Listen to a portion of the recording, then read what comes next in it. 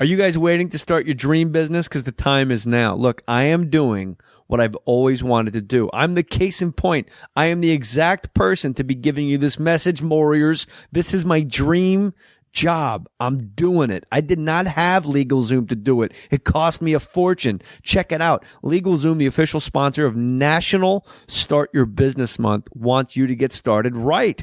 Whether you're setting up an LLC, S-Corp, sole proprietorship, or even a nonprofit, that's cool. LegalZoom takes care of you from start to finish. Their award-winning service was developed by the best legal minds in the country, and every business gets personalized attention. That's why over 90% of LegalZoom customers would recommend the service to their family. You will be in good company. I won't steer you wrong. Check this out. Over 24 companies on the Inc. 500 lists were started through LegalZoom. That's incredible. It's National Start Your Business Month, so start your business right at LegalZoom.com. Now, LegalZoom is not a law firm, and it provides self-help services at your specific direction. But there's so much more, you guys. Now, every LLC and incorporation package includes easy-to-use business accounting software. That is a $269 value free for the More Stories podcast listeners. Be sure to enter MOHR in the referral box at checkout. Go to LegalZoom.com and enter MOHR in the referral box at checkout. Start your business. Protect your family. Make a will. You can even make a will. You don't want people arguing over your belongings.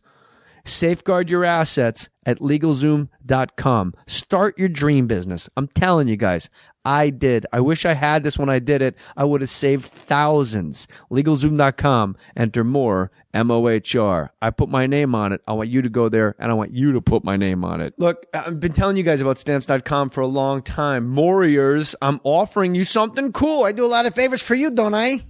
Look, don't go to the post office. Traffic, parking issues, time. What about time? Don't you want to hang out with your family? Don't you have kids you want to hang out with, friends? You could be watching the big game instead of going to the post office. That's why you need Stamps.com. With Stamps.com, everything I would do at the post office, for example, I can do it right here from my desk at Fake Mustache Studios. I can buy and print official U.S. postage like a boss for any letter or package using my own computer and right here. My own printer. I do it myself. You can too. Stamps.com will send you a digital scale that calculates the exact amount of postage you need for any class of mail. Then just hand your mail to the letter carrier, drop it in a mailbox, or even schedule a free package pickup using Stamps.com. My gosh, they do everything. They sponsor this podcast. They're good people. Just do me a favor. Just give it a try. And if you don't like it, then stop using it. But you're going to like it. It's cool. You'll never have to deal with the bad weather or travel or going to the post office ever again, unless you just want to go and pick up dudes. That's what me and Matty Boy do. Hey, Matty! Right now, use my last name, Mohr, M-O-H-R, for this special offer. It's a no-risk trial, $110 bonus offer. That includes a digital scale and up to $55 of free postage. Listen, just try it. Go to Stamps.com, click on the microphone at the top of the homepage, type in Mohr, M-O-H-R, Stamps.com, enter Mohr. Send someone in your family a nice letter and let them know you love them. Now here is an absolutely free podcast. Put your name on it. Just put your name on it. That's all I say. Be a man or woman. Put your name on it. Well, I'd like to hear about it, potheads. How the fuck you gonna know how to be great if you don't study greatness? Look at the game tape. Donuts. If you want a battle, it's either that you will or you won't. You know, you're not a bad-looking man, Mr. Gals. But you are, Blanche. You are in that chair. There's something wrong with us. Something very, very wrong with us.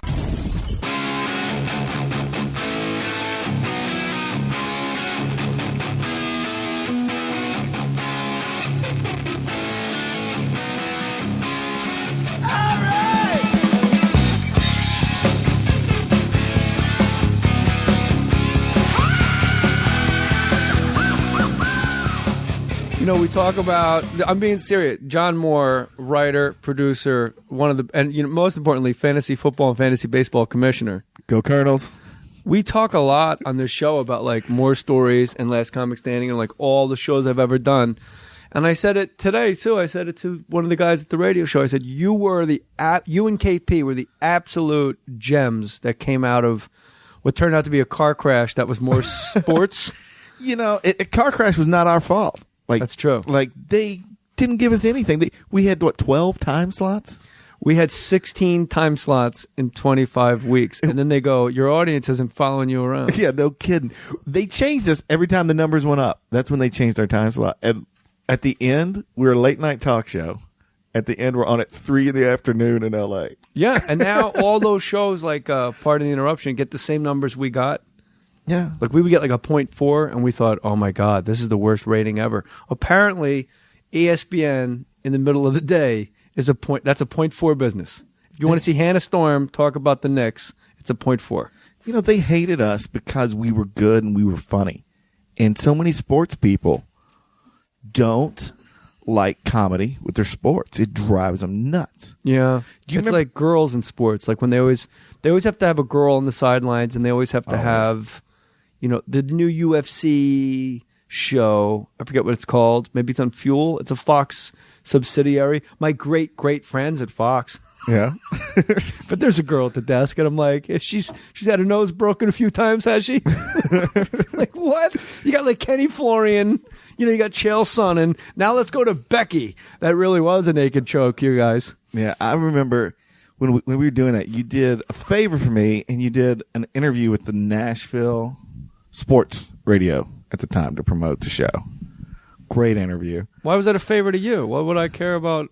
Well, because I knew the guys. Oh, okay. I knew one of the guys there. Yeah, I do so many favors. So John. many favors. At least. And I remember I had them send me the air check, and it was awesome. They were loving it. And then, it's one of those extra hours of the show where the sidekick takes over, and he started trashing it. And I called them and ripped them a new one. And it was just not funny, man. Sports. He was trashing more sports? The idea of comedy and sports. Or my interview with them? No, not your interview with them. It was the comedy and sports aspect and our show. Like, we just shouldn't be on the air. So it's like Opie and Anthony interviewed me, and then Jim Norton trashed what I was promoting. Gotcha. Exactly. Yeah. Drove me nuts. I called and ripped him a new one. And, why can't you laugh at sports? Look, that's what I'm doing now. Yeah. Jay Moore Sports on Fox. You just sat in on the last half hour, and you were in there 10 minutes. We're all giggling like idiots because people are fun. Some guy called with a Gilbert Gottfried impression. It was a great Gilbert impression. He dropped an F-bomb on me. What's wrong with these people, John? It's such a great Gilbert impression.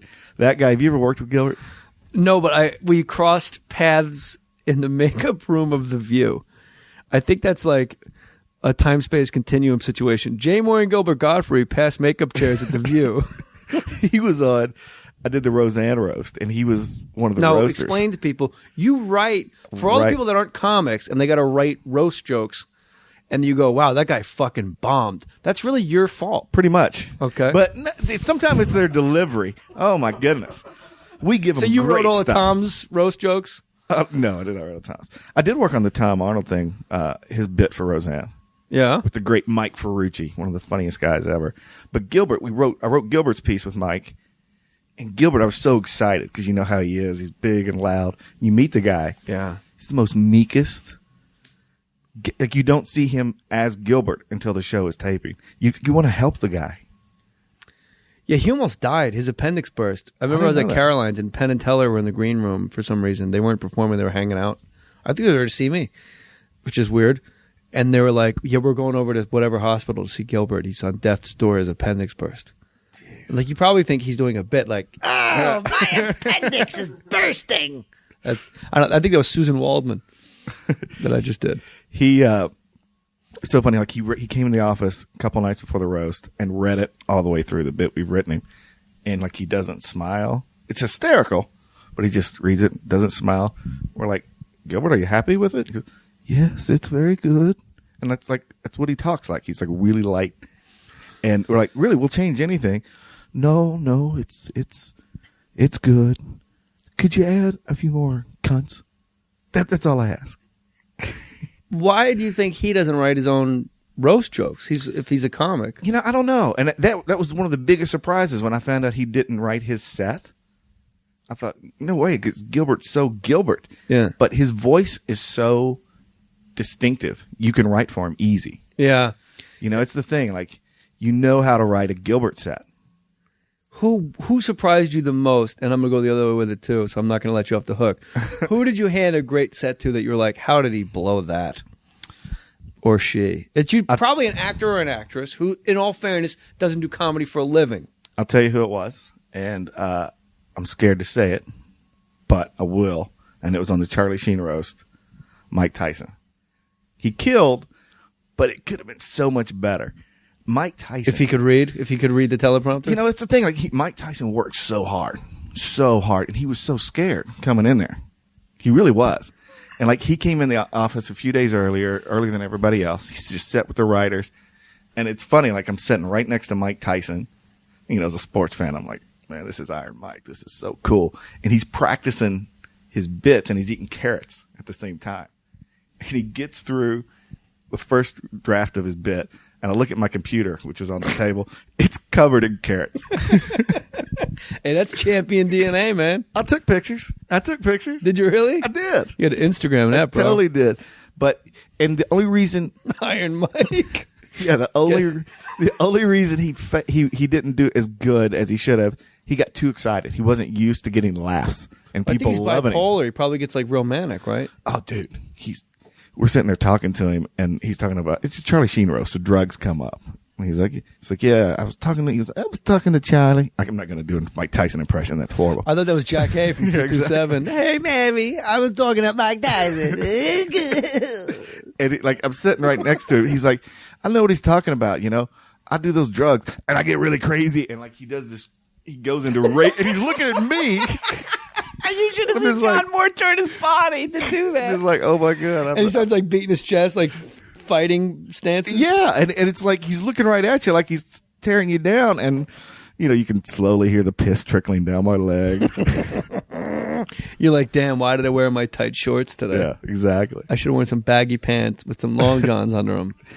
My wife almost beat the hell out of Mike Tyson at Studio City Frozen Yogurt. We talked about it on the podcast. No, before. I haven't heard that one. Yeah, he was in line with a bunch of people from his rehab or his sober house. Yeah. I'll make it quick because we're repeating a story. And me and him were like talking. He's like, hey, what's up? Like acting like we were best friends in the world. And I'm like, are you at, and I named the rehab. And he's like, no. And he named another one. I'm at this other place. It's nice. We're all out having, and they're like, Mike, that's kind of private. He goes, no, it's okay. Me and him go all the way back. It's fine. It's fine. And I'm like, we don't go back at all. We go back to when I walked in and went, oh my God, that's Iron Mike Tyson. And then he goes to cut in line, and my wife goes, no, I'm next. And she put his hand on his chest, and he goes, no, you don't understand. And she literally poked him. Now, you know my wife. She's meeker than Gilbert Gottfried. Yeah. She goes, no, you don't understand. She's poking him in the chest. Turns out he wasn't even trying to get yogurt. He was trying to get through the line to get to his rehab so he didn't get written up. Oh, man. They're all leaving in a van, and he's stuck on the other side of the line.